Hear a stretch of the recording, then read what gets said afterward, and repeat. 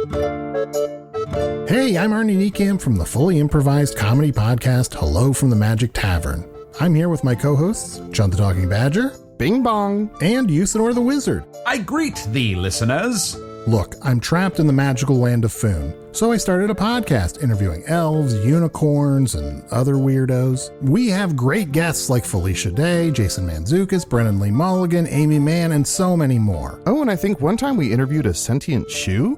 I hope it was sentient. Not to mention the evil people we've had to interview. How I hate evil. Join us as we bar crawl across the magical land of Foon. Looking for adventure. Getting caught up in escapades. Hello from the Magic Tavern is available right now on your favorite podcast app and ad-free and with lots of bonus content on Patreon. Subscribe to Hello from the Magic Tavern today.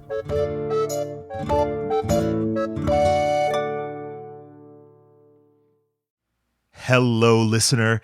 This is producer Jeffrey. Step into my time machine. Long ago, beginning in the ancient past of 2009, we made a show called Our Fair City. Now, Our Fair City is a sprawling, epic story set in the dystopian future of Hartford, Connecticut. A climate disaster made the world outside a frozen wasteland. What remains of humanity lives inside in a largely subterranean city governed by the remains of an insurance company. Now, Our Fair City is darkly funny. You'll meet mad scientists, lightning riggers, the woken dead, giant ants, time travelers, and mole people.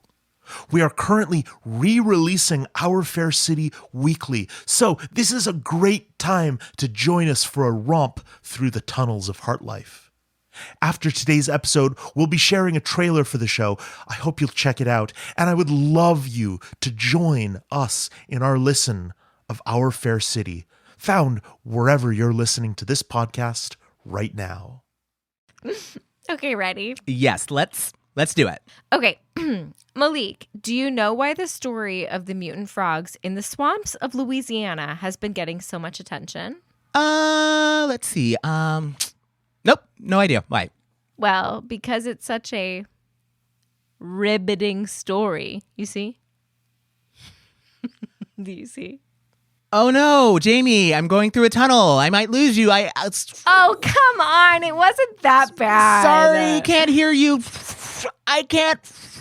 Tunnel. Malik! Tunnel. Someone on the radio said something about the sun going out forever in a month or so. But we all knew the end was near, nothing to be done from here. So I shake my head and off to bed I go. Hello, everyone, and welcome to another episode of World Gone Wrong. That is the lovely Jamie. And that's the brilliant Malik. This is the show where two former roommates and current friends exchange notes on how to stay SS and us. That's sane, secure, and sexy for all you folks at home. During these DTFUTs. And that's dark, trying, fucked up times.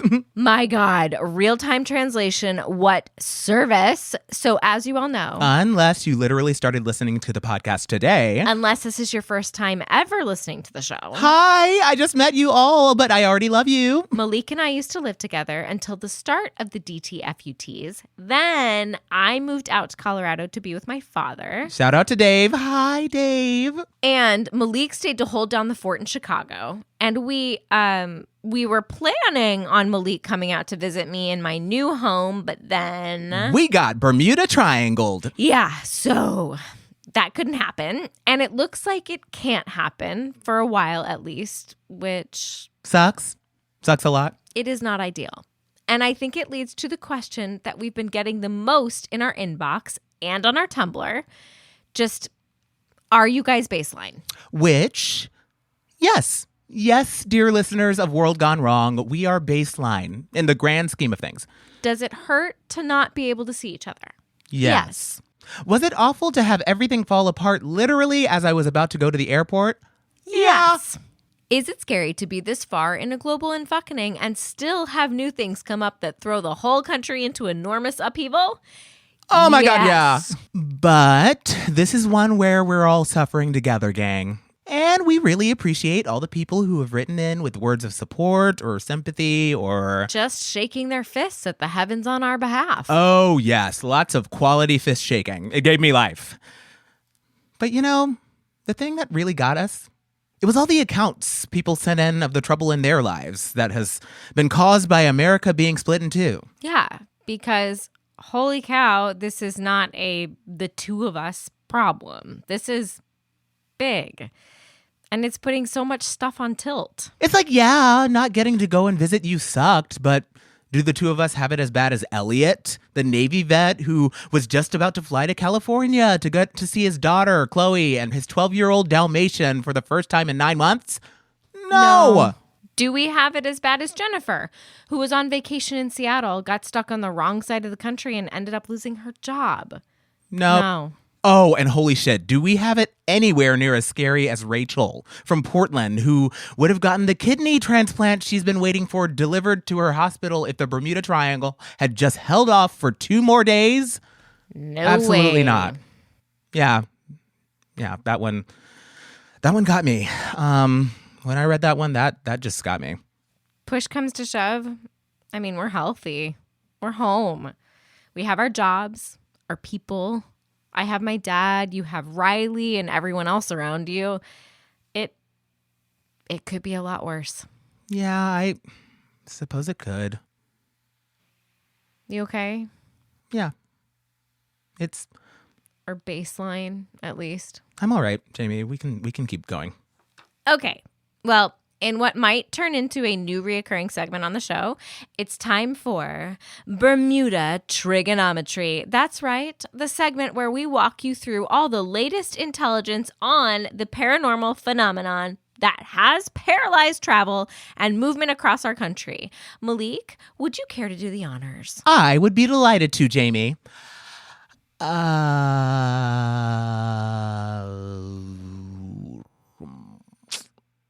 Thank you, Malik. Thus concludes the latest intelligence report on the situation. Yeah, it would be more accurate to say that what we have right now is a lack of intelligence on the matter. In case you've been engrossed in a really, really good book for the past few weeks, the medium-length version is... The dragon appointed a committee to investigate the matter, then dismissed the committee, then attempted to reappoint the committee, which failed because many of the scientists who had been on the committee had actually had their government contracts terminated. So then he appointed a whole new committee, fired the head of that committee, declared the matter had been resolved, clarified that the matter was under control but not resolved. Girl, breathe. Then he said it was okay to fly across America again. 2 hours later said it wasn't okay to fly across America. Then 3 hours later assured Americans that he was personally investigating the matter, but he had his best people on it, but he felt like he could solve it with a personal touch. So then he fired the new people he had looking into the matter. And no, even I couldn't follow what I was saying by the end there.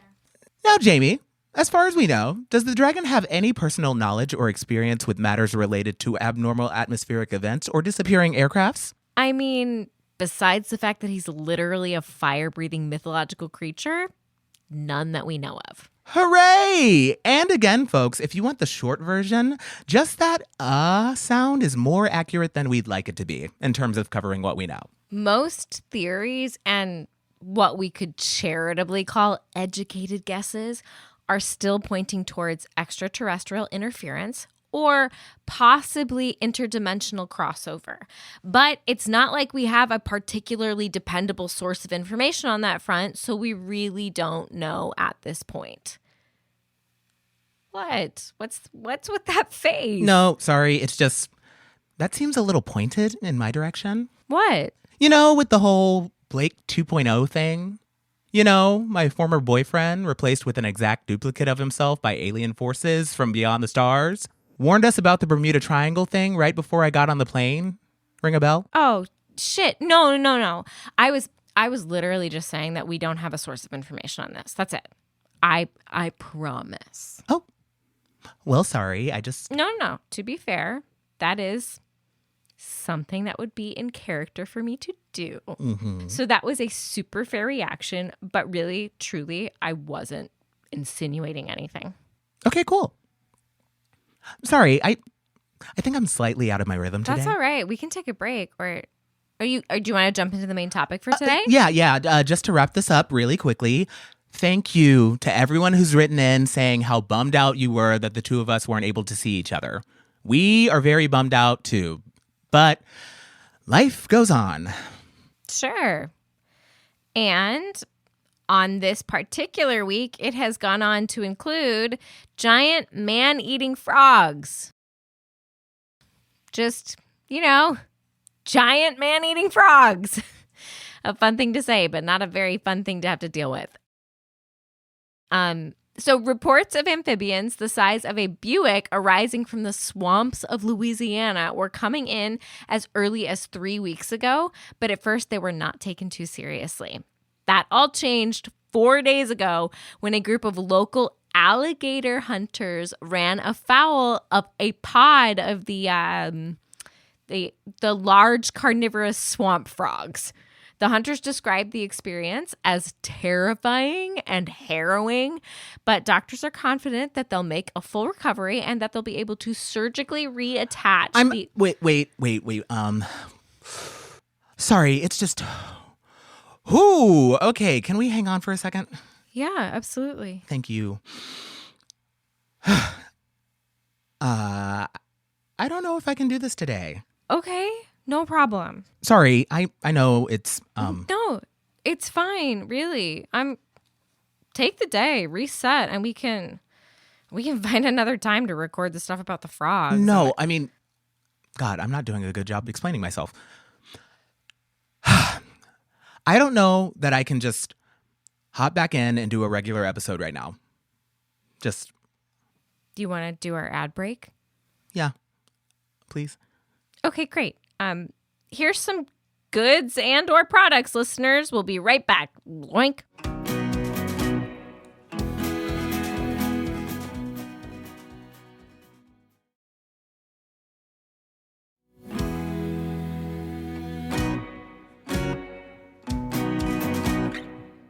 Okay, we're back. Jamie and Malik. World gone wrong. More like Malik gone wrong today. God, I'm sorry. I should have known. No, Jamie, shush your hot, gorgeous face. It's nothing you did. Look, it's not about not having been able to go see you. Okay, well, not just about not having been able to go see you. It's about, God, I hadn't let myself feel it, but I miss it. It? Yeah, just it.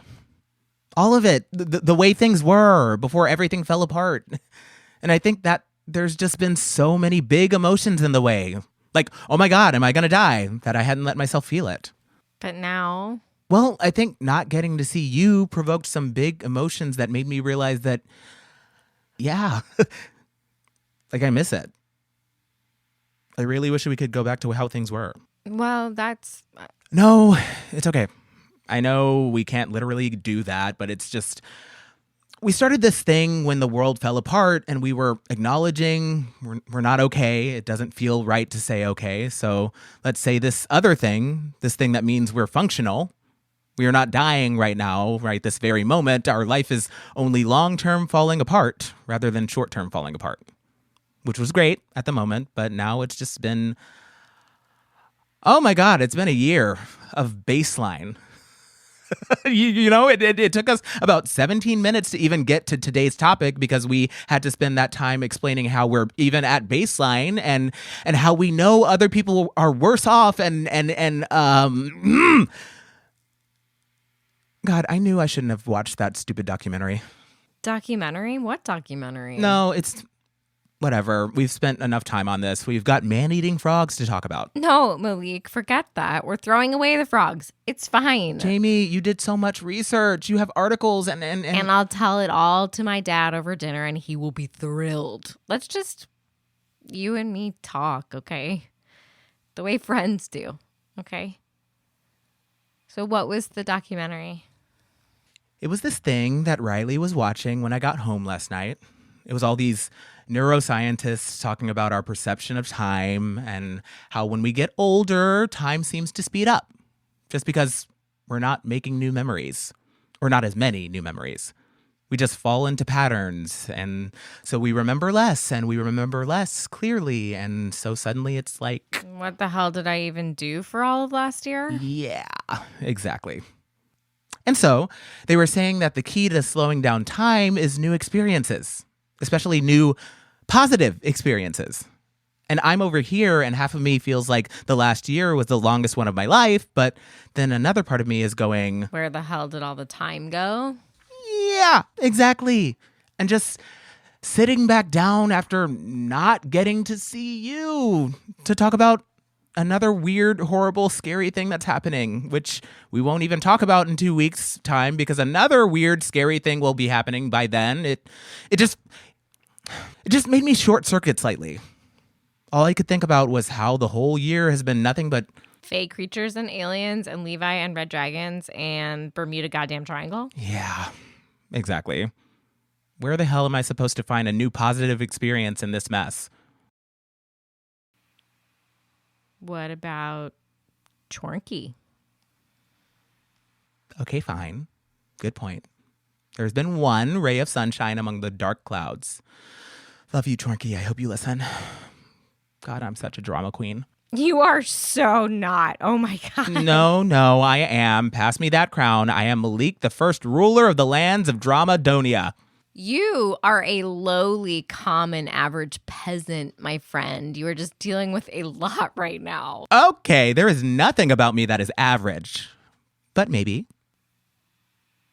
Hey, so can I suggest something that might be totally crazy pants? And if it is, just don't listen to me. Yeah, of course. Okay, so the last 6 months that I was in Chicago, before the unfucking of the world, you were talking about how you wanted to take that pottery class over on that place on Milwaukee. Ooh, yeah, the one with the cute instructor with the dreads. Did you ever end up signing up for a class there? No. I mean, with all... You should do it. Please, Jamie, with my ample free time, with... No, listen to me. Make some time. Find it.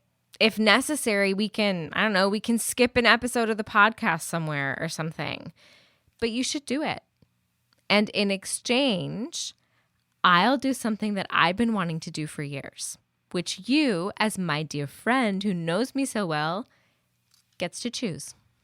Wait, are you actually serious? Dead serious. Look, Malik, I think a year plus into the apocalypse parade, I don't think we can just stay in survival mode. Things are scary and weird and we're dealing with them. But if we're not actually at risk of dying or something, I think baseline needs to mean that we're taking care of ourselves. And that includes making some good memories. So yeah, I'm serious. You give me something, I'll give you something. We'll do it and we'll talk about it on the show. It'll be a new reoccurring segment. God knows that's 5 less minutes that we have to talk about the fucking dragon. Is there a place somewhere around you where you could take a horseback riding lesson? Oh, that's, yeah, I think probably, yeah. Yeah, because I remember you talking about, wanting to do that after we saw that movie. Yeah, totally. Let me look. I'm sure there's somewhere around here I could get myself to that will let me get on a horse. Okay. You're on. We're really doing this. Absolutely. New, positive experiences. Even with the world gone wrong, it can be done. And I tell you what, okay, it's Monday right now. We were going to try to record another episode next Sunday night to get ahead, but why don't we do a check-in instead? A check-in like by Sunday, you pottery class, I horseback ride, and we'll talk about it on the show. Wait, I think I'm really into this idea, like an accountability thing. Yes, exactly. We are doing this, and we are going to talk about it here, and we are getting out of pure survival mode. Okay, I am so on board. Let's do this. Thank you, Jamie. You're a good friend. Hey, I'm here for you, of course. And great. It's a plan, which I think means we are now going to cut to next Sunday in a 3, 2, 1. Editing magic, yeah. All right, okay, here we are. It is Sunday night. Did that week just fly by or what? in the proverbial blink of an eye. Yeah. And so we are going to talk about how our new positive memory making excursions went. We have low-key made a point of not talking about this over the course of this past week, so we could really unpack it here on the show. So yeah, let's get to it. Malik, how did the pottery class go? Wait, why don't we start with you? How are the horses? No, this started because of... Well, yeah, but just because it started doesn't mean... No, but it feels like the intuitive place. I know, but I just... Oh, fine. Okay, don't hate me, but I actually wasn't able to make it to the pottery class. Wait, what? But, it was not for lack of trying, okay? Like, as soon as we got off the phone, I looked up that pottery studio and I saw that it has open beginner classes every Tuesday, Thursday, and Saturday evenings. And I was like, perfect. So I moved some things around to be able to go on Tuesday night. And I was all set to go when the university went into a banshee drill. Oh, geez. Yeah, somebody called it in, and so it turned into a whole, well, gather in soundproof point A, wait for the authorities, get examined by the medic, do the questionnaire to make sure you weren't exposed to any sonic brain contamination. They sigh. It was like 9:30 by the time they gave us the all clear. The class was way over. Oh my God, I'm sorry. But no problem, right? I can go on Thursday. Thursday's great. Yeah, Thursday wasn't great. I was just about to get on the bus when all of a sudden, beep, beep. Oh, what's that phone? It's an emergency alert. A patch of sapphire fog is rolling into town right through where I'd have to travel to get to the studio. Oh, wait, is that the one that turns you inside out? No, that's the ruby fog. The sapphire fog is the one where you disappear, then turn up in a swamp roughly 12 hours later, naked and covered in a weird silver powder. Oh, God. Yeah, it happened to Riley once. They were not thrilled. And so I was like, well, do I risk it? Do I not? I already didn't do it on Tuesday. Should I just take my chances? And? I did not take my chances. I stayed home and looked at cute pottery on Etsy. Well, that's something. But, okay, Saturday. Saturday night's all right for pottery making. And so I cleared my day. I left early. I got there like half an hour before the class. Nice. And then I saw it. Just plastered on the window right outside the studio. This big poster that just says, "The truth is out there. It's time to wake up."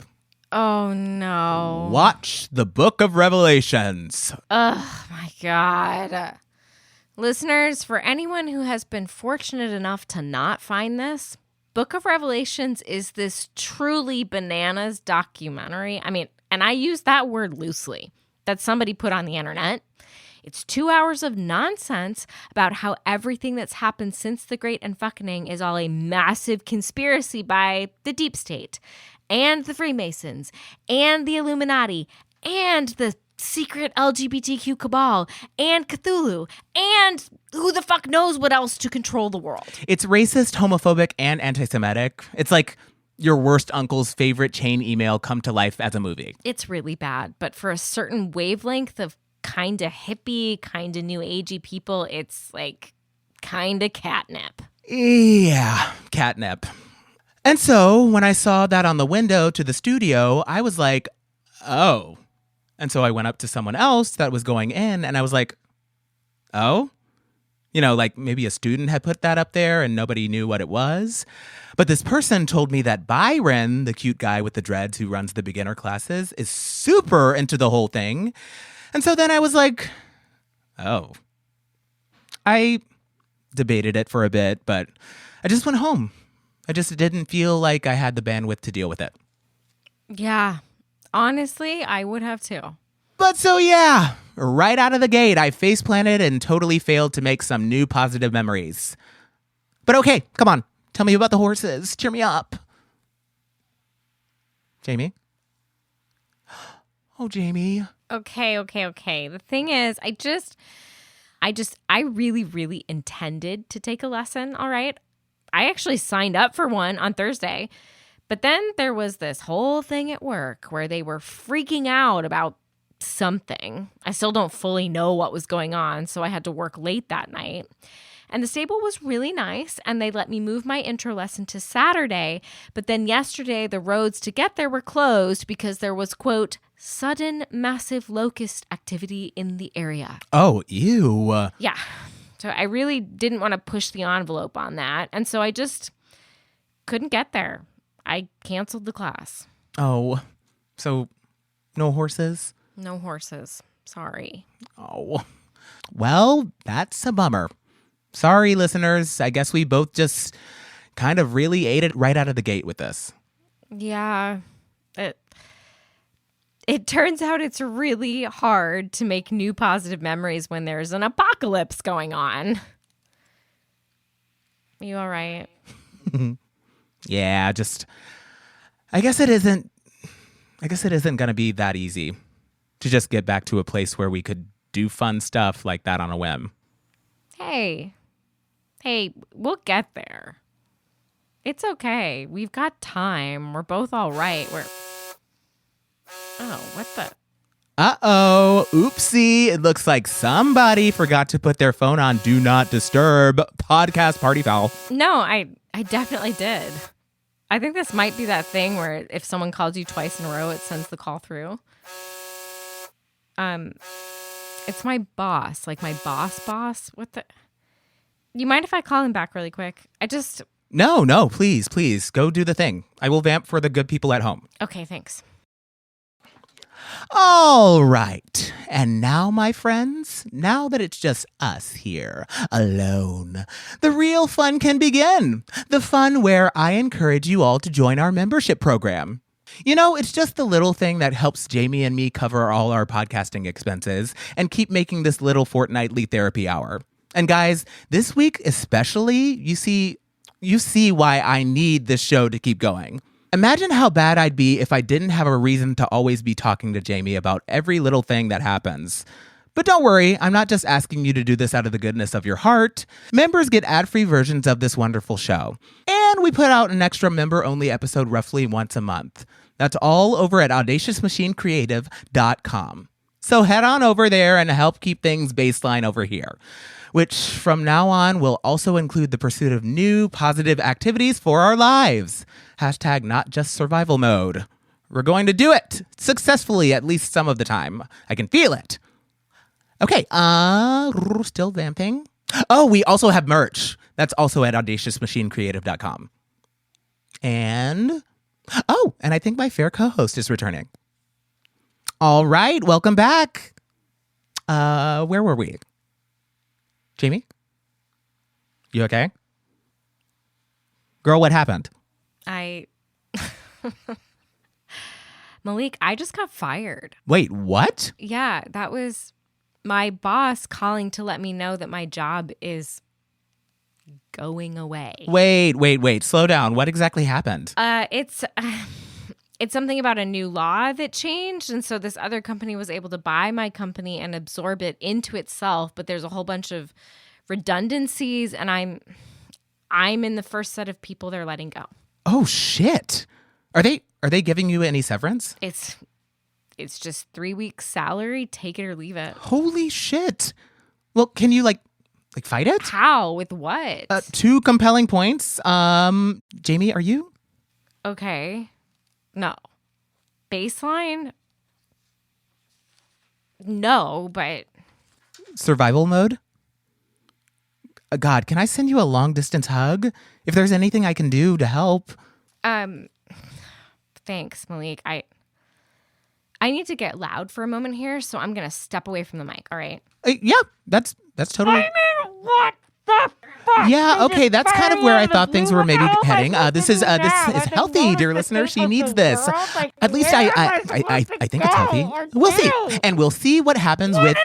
Well, we'll see what happens, and I think we're done for today. I think that's more than enough for this special, very different episode of World Gone Wrong. Oh my God! So this is Malik signing off, and hoping you all have a better tomorrow. And even when it's ashes, there'll be part of me that wishes we could stay. Jamie and Malik are played by Hilary Williams and Michael Turrentine. This episode was written by Gabriel Urbina. Directed and edited by Nils Gardner. Our show art is by Carly Fairbanks. And our bangin' theme song is Falling in Love at the End of the World by Olivia and the Lovers. World Gone Wrong is produced and created by Jeffrey Nils, Gardner, and Eleanor Hyde.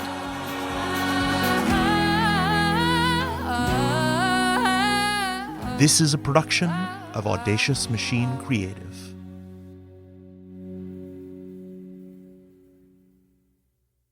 In this place, once known as Hartford, Connecticut, the wind doesn't howl. It screams. That screaming wind careens maliciously across the vast tundra until it breaks against the side of a monolithic structure. The Heart Life Tower, former home of the Heart Life Insurance Company. Dear listener, these are the true dramatizations of our fair city's glorious history. You will meet the brave bureaucrats that keep us safe and orderly. Sorry for the confusion. MURDER is actually an acronym for our department. An unfortunate coincidence. The abominable mole people who dig the tunnels that keep us warm. They don't exist. There's no such thing as ant people. Mole people. And the most dangerous villains of all. Scientists. I swear, I'd forget my head if it wasn't sewn on. To say nothing of lightning riggers, time travelers, and simple interns. Every policy has a story to tell. Join us, dear listener, for the tale of our fair city, wherever you listen to podcasts. And remember, you owe everything to Heart Life. All the life you'll ever need. Hello, Eleanor here. And I am here to talk about the wonderful new fiction podcast, 2000 and Late. 2000 and Late is a new fiction podcast from the creator of The Bright Sessions. It is a dark comedy that grapples with the havoc of our current moment and tries to find the hope inside of it. The show follows Harper, a 36-year-old nihilist whose life is upended when she's possessed by a demon hell-bent on bringing about the apocalypse. But Harper doesn't want to end the world. And the demon gives her more power than she's ever had in a very long time. So, yeah. I'm loving this show. It's sharp and funny, and it's a cathartic release from the anger and impotence I often feel about the dumpster fire of a world we are all living in these days. It's unapologetically angry, surprisingly tender, and deeply entertaining. I think that 2000 and Late is ideal for fans of Fleabag or Killing Eve, Jennifer's Body, Yellow Jackets, Venom. So, yeah, let's go create some havoc. Oh, and also, Jeffrey worked on this. Jeffrey is the sound designer, and that's also really cool. So please go check out 2000 and Late wherever you listen to podcasts.